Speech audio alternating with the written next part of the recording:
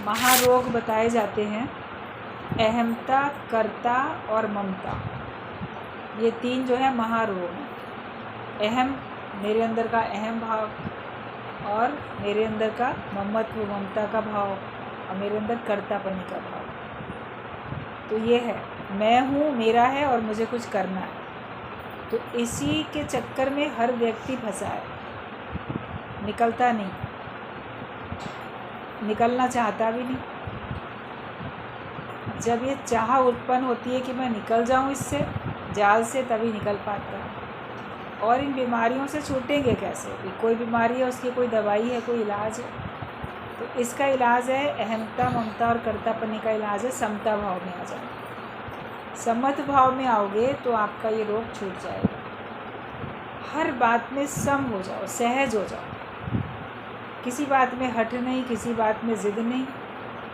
बस भगवान के हुक्म के हिसाब से अपने को ढाल के, जो भी परिस्थिति आती है परमेश्वर की मर्ज़ी से आती है, और मैं उसमें परमेश्वर को अपने अंग संग महसूस करता हूँ, और भगवान की शक्ति से ही मैं उसका, अगर विपरीत है तो मुकाबला करता हूँ, और अगर मेरे मन के पसंद की है वो परिस्थिति, तो भगवान की शक्ति से ही मैं उसमें आसक्त भी नहीं होता, लिपायमान भी नहीं होता, निर्लेप न्यारा होके रहता हूँ।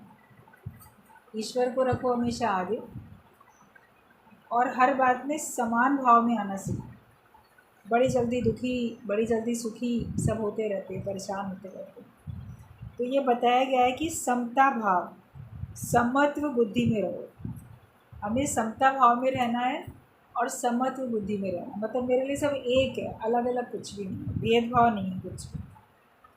मन में भेद नहीं रखो, सम भाव में रहो, तो सब तीर्थ हो गए, फिर कहीं जाना भी नहीं पड़ेगा। आप कहते हो हमें तीर्थों में जाना है, हम यहाँ जाएं, हम वहाँ जाएं, हम इस मंदिर नहीं गए, हम उस तीर्थ स्थान में नहीं गए। लेकिन संत जो हो जाते हैं वो खुद ही तीर्थ बन जाते हैं। संतों के लिए चल तीर्थ बोला गया है कि वो चलते फिरते तीर्थ होते हैं।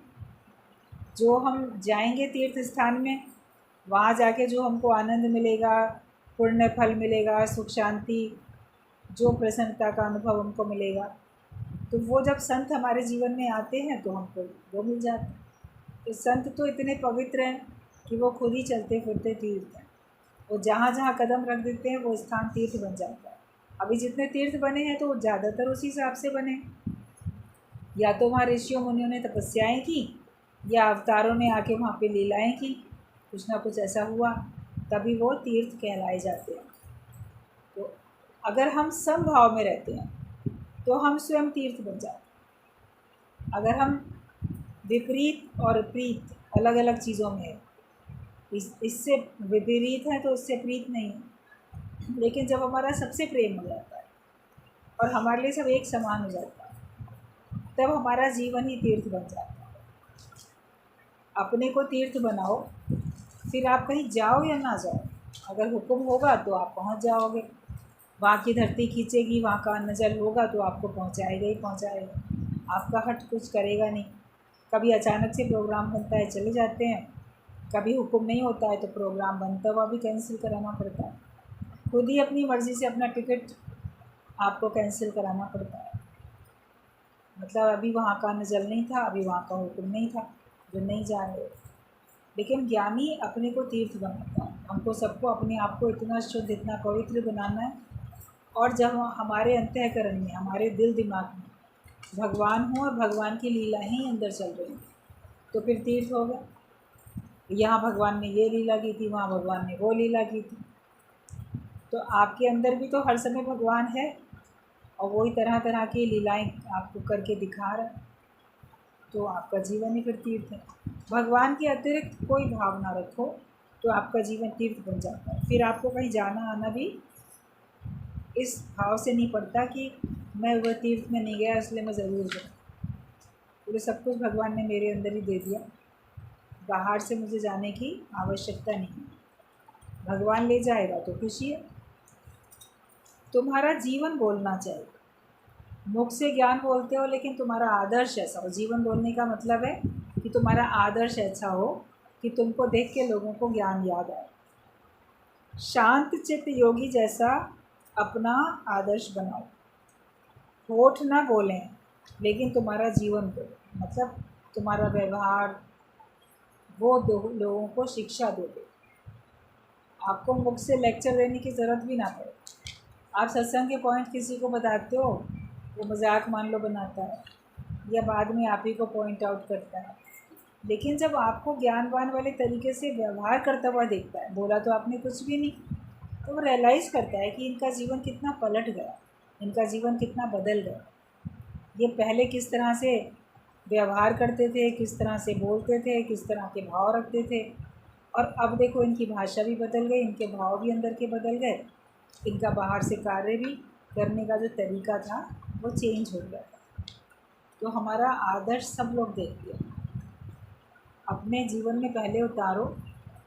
और मुख से उपदेश करने की बहुत जल्दी नहीं, लेकिन ये भी नहीं कि बोलो ही नहीं, बोलो भी ज़रूर। गलत बोलते बोलते सही बोलोगे। टूटा फूटा शब्द मुख से बच्चा निकालता है, फिर पूरा अच्छा सही भी सेंटेंस पूरा पूरा बोलने लगता है। जब बोलना सीखता है तो पूरा फुल सेंटेंस थोड़ी बोलता है, कुछ छोटा छोटा कुछ बोलता है, एक ही शब्द बोलता है। तो उससे उसकी माँ या उसके परिवार के लोग समझ जाते हैं ये क्या चाहता है, उसके भाव से, उस एक शब्द से, फिर वो पूरा भी बोलना सीख जाता है। तो आप भी थोड़ा थोड़ा सत्संग बोलते बोलते फिर पूरा भी बोलना सीख जाओगे। लेकिन अपना जीवन हमारा ऐसा हो कि हम नहीं भी बोलते हैं तो भी आपको देख के लोगों को लगे ये कितना ज्ञानवान है, इसके अंदर में कितना ज्ञान है। ऐसा अपना आदर्श बना। देह के साथ पार्टनरशिप ख़त्म करो। हमने पार्टनरशिप अपनी देह के साथ कर लिया। 5 तत्वों की देह ये मेरी है, इसको मैंने पार्टनरशिप इस पर की हुई है, तो उससे कर दो पार्टनरशिप ख़त्म। अभी मान लो कोई बिज़नेस आप करते हो, एक आप हो, एक आपका पार्टनर है, और आपको फिर पता चले कि ये जो मेरा पार्टनर है ना, ये एक दिन मुझे धोखा देने वाला है। तो जैसे आपको समझ में आ जाता है कि ये मुझे धोखा देने वाला है, तो आप बड़े युक्ति से तरीके से उससे अपना किनारा कर लेते हो। तो शरीर भी तो हमको धोखा देने वाला है एक दिन, किसी का भी शरीर रहने वाला थोड़ी है। आखिर ये तन खाक मिलेगा, काहे फिरत मगरूरी में, और कब ये हमारे साथ छोड़ देगा हमें पता नहीं चलेगा। अभी एक दिन न्यूज़ में पढ़ रहे थे कि गर्मी के कारण से 15 साल के बच्चे को हार्ट अटैक हो गया और मृत्यु हो गई। वरना 15 साल का लड़का कोई हार्ट अटैक होके जाता है दुनिया से, लेकिन कारण कि अति गर्मी में स्कूल खुले हैं, बच्चे जा रहे हैं, तो उसको गर्मी, लू गर्मी जो लगी तो उससे हार्ट के ऊपर ऐसा असर पड़ा कि उसकी मृत्यु हो गई। तो डॉक्टर्स ने कहा कि इसको हार्ट अटैक के कारण से ही गई। तो किसी का भरोसा ही नहीं है कौन कब जाए दुनिया से। बैठे बैठे भी बच्चे, बूढ़े, जवान सभी जा रहे हैं। तो शरीर से हम क्यों पार्टनरशिप रखते हैं? इस शरीर से अपना काम उतार के बैठो। हरि भक्ति का काम है, योग लगाने का काम है, वो हम उतार के बैठें और इससे नाता काट के बैठो। मैंने देह से पार्टनरशिप ख़त्म कर दी, मतलब देह रहे या ना रहे, मेरा अब इससे कोई वास्ता नहीं। अपना सदुपयोग भले हम करते हैं, लेकिन इसके बिना मेरा काम नहीं चलेगा, वो आधार नहीं लेते। सोच के देखो, आज देह चलती फिरती है, मान लो रुक जाए चलना फिरना, बिस्तर पर पड़ जाओ, तो आपको सहजता का अनुभव होगा कि परेशानी का अनुभव होगा? शरीर में थोड़ी भी खराबी आती है तो परेशान होने लग जाते हैं। परेशान नहीं हो जाओ, भले उसका ट्रीटमेंट हो, लेकिन इस देह से हम काम उतार के बैठे हैं, और ये देह रहे या ना रहे, मैं अपने आत्मिक निश्चय हूँ। बीमारी में भी आपको ज्ञान याद रहना चाहिए, आपको अपना निश्चय याद रहना चाहिए, आत्मिक स्थिति में रहो, और जो भी ट्रीटमेंट है वो आप करो, उसके लिए मन्नत थोड़ी है। दादाजी ने कहा इलाज करो लेकिन इंतज़ार नहीं करो कब ठीक होएंगे। इलाज करना तुम्हारे हाथ में है, जो तुम्हारे हाथ में है वो तुम करते चले जाओ, जो भगवान के हाथ में है भगवान करेगा। बाकी डॉक्टर के माध्यम से, औषधियों के रूप में परमात्मा आपको स्वस्थ करेगा। जैसी भगवान की मर्ज़ी होगी वैसे ही होगा। तो देह के साथ अपनी पार्टनरशिप खत्म कर दो, मतलब कि देह को जो बहुत अपना मान के बैठे थे और उसके सहयोग से काम करते थे, उसके सहयोग से हमें काम करने में मेरा अगर नहीं सहयोग होगा तो नुकसान होगा, ऐसा नहीं सोचो। तो परमात्मा का मैंने सहयोग लिया, भगवान के बिना काम नहीं चलेगा। और भगवान जो है एक रास्ता बंद करेगा तो दूसरा रास्ता खोल देगा, वो तो कोई ना कोई ज़रिया बना देगा। अगर हम भगवान के भरोसे चलते हैं, अपने जीवन की गाड़ी को भगवान के भरोसे हाँकते हैं, तो फिर भगवान की मर्ज़ी होती है। इसके द्वारा आपका काम कराना चाहेगा या उसके द्वारा कराना चाहेगा, वो उसकी मर्ज़ी है। ज्ञानी तो सौंप के बैठता है, इसीलिए वो निश्चिंत रहता है। अपने देह के साथ अपनी पार्टनरशिप होती है, उसको ख़त्म कर दो। हर दिन उपहार है, उसे संभाल कर रखो। जो भी दिन हमको मिला ये गिफ्ट मिली है। मान लो आज की डेट में कोई आपको गिफ्ट दे, तो आप उसको पाके कितना खुश होते हो, और एटलीस्ट उसको संभाल के रखते हो बहुत समय तक। जितना जिससे प्रेम होता है उतना ही अधिक उसकी गिफ्ट को भी आप वैल्यू देते हो और उसको संभाल के रखते हो। तो आज का दिन भगवान ने आपको जीवित उठाया, आज का दिन आपको दिखाया, तो ये आज का दिन जो है ये गिफ्ट है। तो आज के दिन को संभाल के रखो, मतलब आज के दिन को बर्बाद नहीं करो। गलत ख्याल करके, गलत विचार करके, गलत कर्म करके हम आज के दिन को बर्बाद कर देते हैं। तो इसका करो सदुपयोग। तो ये गिफ्ट है, हर दिन जो मिलता है भगवान की ओर से हमें गिफ्ट मिलती है।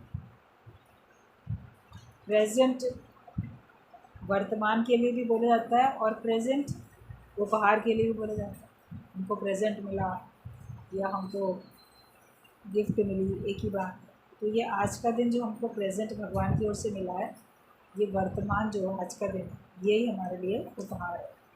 और ये परमात्मा का दिया हुआ जो गिफ्ट है, हमें इसको संभाल के रखना है और परमात्मा को हमें हमेशा याद करना है। जब किसी की दी हुई गिफ्ट आपके सामने आती है तो आपको उसकी याद आ जाती है कि हाँ ये उसने दी थी। तो जब अपने आप को देखो या किसी को भी, जिसको भी देखो, बोलो ये दिया किसने, ये सब प्रभु का है दिया। तो भगवान को याद करो कि हमको हमारा जो भी कुछ सामने है, घर परिवार पदार्थ धन संपत्ति, आप स्वयं, वो सब भगवान ने दिया है। तो जहाँ जहाँ नज़र जाए उसी के साथ साथ आपको भगवान याद आ जाए। तो 24 घंटे आपको भगवान का याद सिमरन रहेगा ही रहेगा, भूलोगे थोड़ी। अब भगवान 24 घंटे श्वास श्वास में याद करने के लिए कोई भगवान का नाम या मंत्र जपते थोड़ी हो। बस ये कि भाव अंदर में रखोगे, जो कुछ मुझे मिला है ये भगवान की कृपा से मिला और भगवान की मर्ज़ी से मिला है, और उसमें कुछ जैसे भलाई छिपी हुई है। अगर भगवान की द्वारा दी हुई चीज़ की शिकायत करते हो या अपमान करते हो, तो जैसे ये भगवान का अपमान करना। एक लाइन आती है, अपमान रचयिता का होगा, रचना को अगर ठुकराओ। अगर भगवान की बनाई हुई रचना को तुम ठुकराओ, उसका अपमान करो, तो आप ये देखोगे कि बनाने वाले का अपमान है। तो कोई बुरा नहीं है, जो भगवान ने बनाया वो भले के लिए बनाया, उसमें कोई ना कोई अच्छाई छिपी हुई है। तुम्हारे लिए नहीं तो किसी के लिए छिपी हुई है। कोई तुम्हारे मतलब की चीज़ नहीं तो किसी और के मतलब की चीज़ है, कुछ तो है। तो इसके लिए हमें जो हमारे सामने है सभी का मान सम्मान करना है और ना किसी बात की शिकायत करो। हर बात में शुक्र करो, शुक्र मनाते चलो। करो ना शिकायत ना करो तुम पुकार, सदा ही शुक्र कर शुक्र में गुजार। हमेशा शुक्राने गाओ। शिकवे शिकायत में सारा जीवन बहुत गंवा देते। सवेरे से उठते के साथ ही इसकी निंदा, उसकी पच्चर, इसकी शिकायत, भगवान से शिकायत, अपने आप से, अपने भाग्य से शिकायत। तो शिकायतों का एक पूरा पिटारा खोल के बैठ जाती है, फिर शाम तक वो तो सिमटता ही नहीं है और बिखरता जाता है। अब शुक्राने गाना शुरू करो तो खुशी आएगी। शिकायतें करने से क्या खुशी आती है? बल्कि जो हमारे अंदर की खुशी है वो चली जाती। शुक्राना गाने से खुशी आती। चेंज कर दो अपना स्वभाव, अपने भाव, तरीका अपना सोचने विचारने का। एक बार एक बात चलती थी दृष्टांत के तौर पे कि भगवान के पास 2 टेलीफोन ऑपरेटर भगवान ने रखे। एक कक्ष था शुक्राना सुनने वाला, एक कक्ष था शिकायतें सुनने वाला। तो जो शिकायत सुनने वाले टेलीफोन पे बैठा था उस वाले बूथ पे, वो बेचारा सारा दिन बिज़ी, उसको फुर्सत ही नहीं मिलती थी। और जो शुक्राना गाने वाले उस पे बूथ पे था कि इस नंबर पे जो शुक्राना गाते हैं वो करेंगे, वो अटेंड करता था। तो उसको कभी कभी फ़ोन आते थे, वो सारा दिन चैन की बंसी बजा। अब ये भगवान के पास गया कि वो जो दूसरा वाला ऑपरेटर है उसको तो बड़ी आराम की नौकरी है, उसे कुछ काम ही नहीं करना पड़ता, और मुझे सारा दिन काम करना पड़ता है। क्यों करना पड़ता है? कि मैं शिकायत सुनने के जगह पे बैठा हूँ।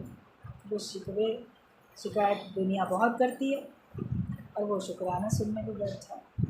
तो थोड़ा उसको भी तो व्यस्त होना चाहिए। भगवान ने सोचा बात तो ठीक है, थोड़ा वो भी व्यस्त होना चाहिए। तो भगवान ने संतों के द्वारा ज्ञान का कार्य बढ़ाना शुरू कर दिया। तो संतों ने शुक्राना गाने की आदत सब में डालनी शुरू कर दी। तो उसके पास भी कुछ फ़ोन आने लगे। फिर वो खुश रहता था कि चलो जितना मैं बिज़ी रहता हूँ उतना ये भी बिज़ी रहता है। तो भले शिकायतें करने में नहीं, लेकिन शुक्राने गाने में भगवान को बिज़ी रखो। ये भगवान के द्वारा जो उनका टेलीफोन ऑपरेटर जो अपॉइंट किया गया उसको बिज़ी करो।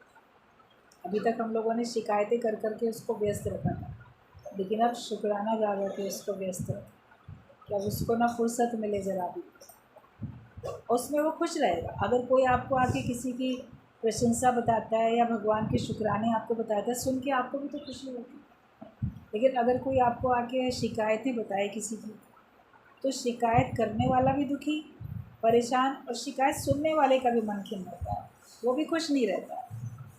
इसलिए अपने को खुश रखो और दूसरों को भी खुश रखो। भगवान के शुक्राने करके हर बात में शुक्र करो। शरीर जब तक वफादारी कर रहा है, काम ले लो उससे। जब तक ये शरीर वफादारी करता है तब तक काम ले लो, और सभी को हंसाकर प्यार करके आगे बढ़ो। रिटर्न में तुमको भी वही मिलेगा जो तुमने दिया। तो देना सीखो, अच्छी चीज़ देनी सीखो, तो तुमको भी सब अच्छा अच्छा मिलता चला जाएगा।